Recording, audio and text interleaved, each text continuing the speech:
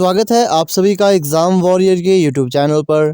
आज की वीडियो में काफ़ी ज़रूरी इन्फॉर्मेशन आप सभी के साथ मैं शेयर करने वाला हूं, जो कि जुड़ा हुआ है HPJIT से। बहुत से अभ्यर्थियों के यहां पर ये डाउट आए थे कि क्या सच में HPJIT के लिए अब शैक्षणिक योग्यता ग्रेजुएशन मांगी जाएगी, क्योंकि HPSSC की ऑफिशियली वेबसाइट पर ये ग्रेजुएशन दिखा रहा था।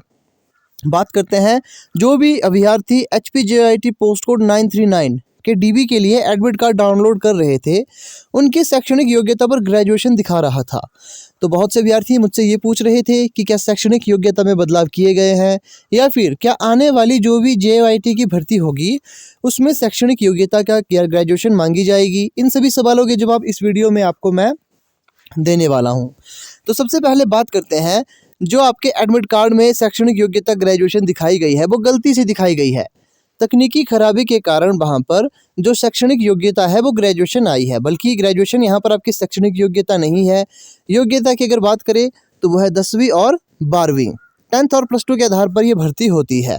10th के आधार पर इसलिए, अगर आपने 10th के बाद ITI से 2 साल का कंप्यूटर डिप्लोमा किया है तो उसके लिए आपको यहाँ पर 10th मांगी गई है, वरना आपके पास +2 होने चाहिए। कोई भी कंप्यूटर डिप्लोमा आपसे यहाँ पर नहीं मांगा जाएगा। तो यही शैक्षणिक योग्यता आपकी आगे भी रहेगी, क्योंकि जो शैक्षणिक योग्यता यहाँ दिखाई गई है वो तकनीकी खराबी के कारण आपको वहाँ पर ग्रेजुएशन दिखाई गई है। तो कोई भी शैक्षणिक योग्यता में बदलाव नहीं किए गए हैं। ये कुछ एक अपडेट थे जो कि आपको देने ज़रूरी हैं, क्योंकि बहुत से अभ्यर्थी ये पूछ रहे थे कि क्या सच में शैक्षणिक योग्यता में बदलाव किए गए हैं। अगर सच में ऐसा होता तो ये बहुत से बच्चों पर इसका प्रभाव पड़ता, क्योंकि हर किसी ने यहाँ पर ग्रेजुएशन नहीं की है। मैक्सिमम जो भी JIT के फॉर्म फिल करते हैं वो ज़्यादातर क्या होते हैं, +2 बेस पर ही वो फिल करते हैं। जिन्होंने +2 की होती है उसके बाद वो यहाँ पर फॉर्म फिल करना शुरू कर देते हैं। तो ये कुछ एक अपडेट थे। और ये भी मैं आपको बता दूँ, जिन्होंने +2 के बाद अभी तक ग्रेजुएशन नहीं की है, देखिए कॉलेज जाने की ज़रूरत नहीं होती। इग्नू के थ्रू भी आप ग्रेजुएशन कर सकते हो, क्योंकि आने वाले समय में ये हो सकता है कि जो शैक्षणिक योग्यता है उसमें बदलाव किया जाए।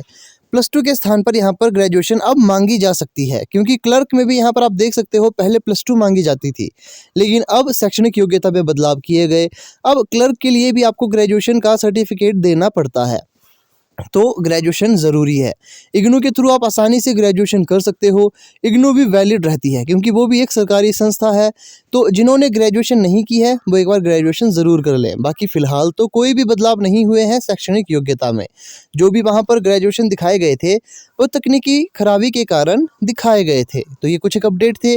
बाकी जिन भी अभ्यर्थियों के HPJIT पोस्ट कोड 939 की DV है, उन्हें बता दें कि उन्हें सारे डॉक्यूमेंट ले जाने चाहिए, क्योंकि आप सभी जानते हो 15 मार्क्स की जो DV होगी वो अभी भी होगी। यहाँ पर 15 मार्क्स की जो इवैल्यूएशन होनी है वो वहाँ पर होगी। उसमें कौन कौन से डॉक्यूमेंट्स आपको बनाने चाहिए, जैसे कुछ एक डाउट यहाँ पर आ रहे थे, अगर हमारे पास पुराने सर्टिफिकेट नहीं है तो क्या करें।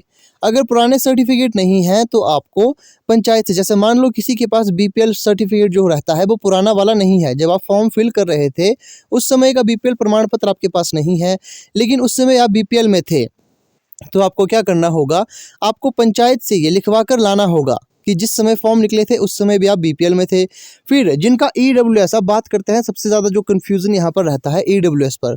जिनके पुराने EWS नहीं हैं वो पटवारी से ये लिखवा कर ला सकते हैं कि ये जो परिवार है या फिर जो भी ये व्यक्ति है उस दिनांक भी ये EWS में आ सकता था। इस प्रकार से आपको कुछ एक चीज़ें लिखवा कर ले जानी चाहिए, अगर आपके पास पुराने सर्टिफिकेट नहीं है जिस समय फॉर्म फिल हो रहे थे।